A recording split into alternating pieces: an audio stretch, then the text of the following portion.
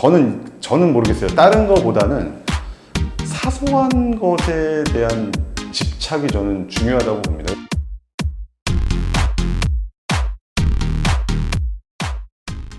네, 안녕하세요. 저는 이승우라고 하고요. 중고거래 서비스인 중고나라 서비스를 창업을 해서 약 4년 전에 잘 마감을 하고 정리를 하고 새로운 형태의 이커머스 서비스 사업을 준비하고 시작하고 있는 지금 스타트업 대표 이승우라고 합니다. 그때는 제 기억으로는 그냥 어떤 특별하게 중고거래 서비스를 하겠다라고 해서 시작한 거는 아니었고요. 제가 예전에 이제 지금으로 따지면 안전결제 사업이라고 해야 되죠. 페이팔 같은 안전결제 서비스를 만들었다가 그걸 테스트가 필요한 테스트 베드가 필요했는데 그 당시 이제 네이버에 카페라는 서비스가 오픈을 했고 그 카페 서비스 안에서 이런 안전결제 구도를 테스트할 수 있는 게 중고거래 서비스만한 게 없겠다라고 생각을 해서 중고거래 사업을 했다기보다는 중고거래 서비스를 열었다는 게 맞을 것 같고요. 그렇게 하면서 중고거래 서비스를 계속 확장해 나가는 그런 계기가 됐던 것 같습니다.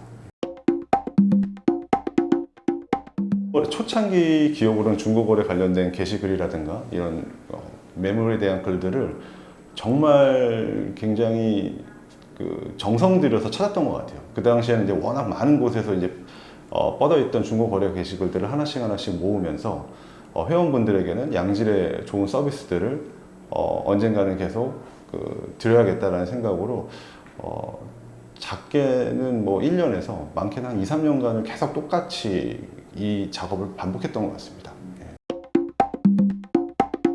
사실 뭐 이렇게 정리라는 표현이 이게 맞을지는 모르겠지만 저는 아직도 이제 중고나라와 관련된 서비스에서 뭐 자문도 하고 있고 지금도 이제 중고거래 서비스에 대한 뭐 애정과 열정은 여전합니다. 그리고 사업이라는 걸 제가 경험을 해보니까 어느 정도 단계와 그 이상이 넘어가면 제가 생각했던 힘만으로는 또 안 될 수 있는 경우들도 많이 있고 그거를 좀 새로운 방식의 새로운 사람들과 같이 또 연계해서 그 중고나라를 위해서 더 확장할 수 있는 그런 기회로 삼으려고 그런 결정을 하게 됐습니다.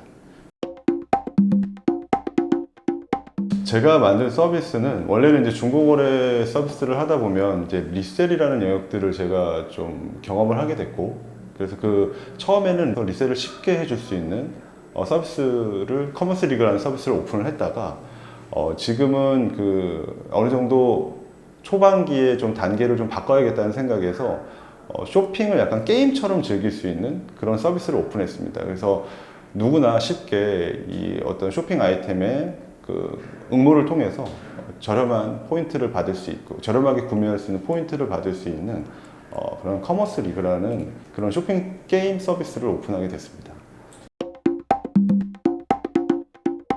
사실 제가 이제 이렇게 돌이켜 봤을 때 쇼핑의 게임에 대한 구조를 넣는 경우는 아직은 많지 않은 것 같습니다. 그러니까 대다수의 이커머스들이 하나의 이벤트식으로만 게임을 활용한다고 볼 수 있고요.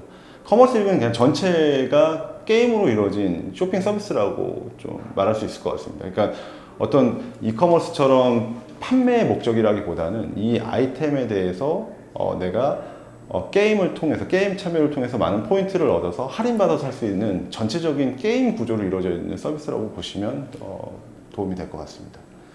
궁극적인 목표는 사용자들이 저희 서비스를 통해서 얻는 이익이 과연 뭘까? 그거는 재미라고 생각을 합니다. 저희가 앞서 말씀드렸다시피 저희 서비스를 한마디로 요약하면 쇼핑 게임이라는 용어로 저희가 설명을 많이 합니다. 실제로 쇼핑을 게임처럼 즐길 수 있는 재미 서비스를 저희는 유저들에게 선사를 하는 거고 그 재미를 통해서 좋은 경험을 만들어주는 것 자체가 저희의 가장 큰 핵심 전략 중에 하나입니다. 그래서 그걸 통해서 소소한 재미와 어떻게 보면은 그 게임을 통해서 얻는 쇼핑의 할인 이익까지도 겸할 수 있는 이 요소들이 포함되어 있다라고 저는 생각을 합니다. 저는 좀 그런 부분에 좀 더 집착은 했었던 것 같아요. 그러니까 어떻게 보면 이제 소비자와 고객이라고 해야겠죠. 저희 서비스를 이용하시는 회원분들에 대해서 좀 지나칠 정도로 그분들에 대한 불편 요소 이런 요소들을 좀 찾아갔던 기억이 납니다. 그래서 그 요소들을 최대한 얼마나 빨리 해결하느냐가 좀 중요했던 것 같고요. 그 과정 속에서는 사실 되게 굉장히 많은 어떤 기술도 필요하고 노력도 필요하고 이러다 보니까 잘 빠르게 그 타이밍이 맞게 실행되지 못하는 경우도 많았던 것 같아요. 하지만 결국에는 종국에는 그 어떤 유저들, 사용자들에 대한 불편 요소, 그 사용자들이 원하는 니즈들 이런 거를 찾는데 조금 더 집착을 했었던 것 같습니다. 그게 기본이라고 생각을 했던 것 같아요. 왜냐면 불편하면 서비스를 이용을 안 하잖아요. 그러니까 어떻게 보면은 저희를 위해서라도 그 사용자들이 불편하다라는 말은 이 서비스가 지속되기는 쉽지 않을 거다라는 걸로 어떻게 보면은 바꿔 말할 수 있는 부분이다 보니까 그 부분에 당연히 집착을 해야 되는 게 맞다고 생각을 합니다. 그렇죠. 지금은 어떤 사용자들의 불만과 그 불평들이 많을 수밖에 없잖아요. 서비스 초기라는 게 완성도가 높지 않다 보니까 그렇다고 해서 또 너무 서두르는 것도 위험하다고 생각을 합니다. 그러니까 어떻게 보면은 지금은 당연히 완성될 수 없는 단계, 초기의 단계에서 사용자들이 이런 거 너무 불편해, 이런 거 불편해라고 했을 때 저의 약간 중요했던 한 끝은 우선순위에 대한 지속적인 변화였던 것 같아요. 그러니까 많은 스타트업 대표분들이 고생하시는 부분이기도 한데 이게 어느 날은 우선순위, A라는 게 어느 날은 우선순위였다가 그 다음 날은 A가 우선순위가 아닐 수도 있는 상황들이 벌어지는 거거든요. 그러니까 불편 요소를 해결하는 데 있어서도 우선순위가 매일매일 변할 수 있고 그 우선순위를 얼마나 빠르게 대응하느냐 그 시기에 맞게끔 이 부분이 좀 중요했던 것 같습니다.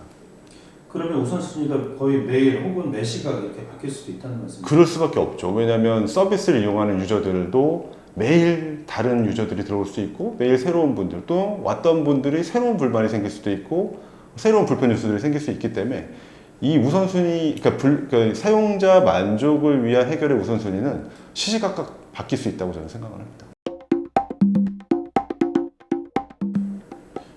이거는 뭐 제가 한 문장으로 참 정의 내리긴 힘든데 그 수많은 그 성공하신 그 많은 분들의 얘기를 들어보면 되게 왜 여유가 느껴진다는 얘기를 하시잖아요. 그게 유연함으로 대체할 수 있는 것 같고 저는 모르겠어요. 다른 거보다는 사소한 것에 대한 집착이 저는 중요하다고 봅니다. 물론 대표가 이제 큰 틀에 굉장히 큰 영역도 당연히 봐야 되겠지만 사소하다라는 것은 어떻게 보면은 그 서비스의 핵심이 디테일이라고 보고 있고 방금 전에 제가 이제 말씀드렸던 작은 단계에서 수많은 시행착오를 겪어야 되지 않을까?